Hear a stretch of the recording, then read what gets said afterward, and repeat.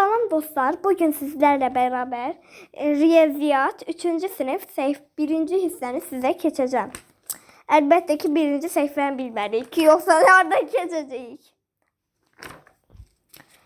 Buraları keçməmişəm sizə, amma indi bunları göndərdim, yadımdan çıxıb bunları keçmək sizə. Səhifə keçəcək 46-47. İndi deyir ki, mərtəbə cədvəlində 1-ci həftə satılan kekslərin sayı rəngli dairələrlə təsvir edilib.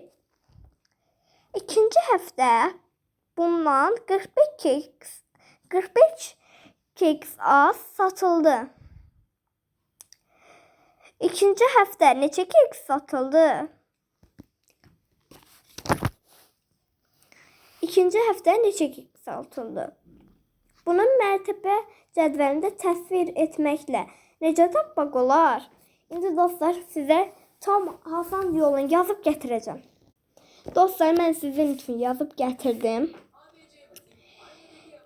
Yaza bilərsiniz ki, 1-ci həftə satılan kekslərin sayı 427-dir. 2-ci həftə bundan 45 keks az satıldı. 45 keks az satıldı. Yaza bilərsiniz ki, 2-ci həftə neçə keks satıldı? İndi həlli yazın. Yaza bilərsiniz ki, 427-dən 45-ini çıxırıq.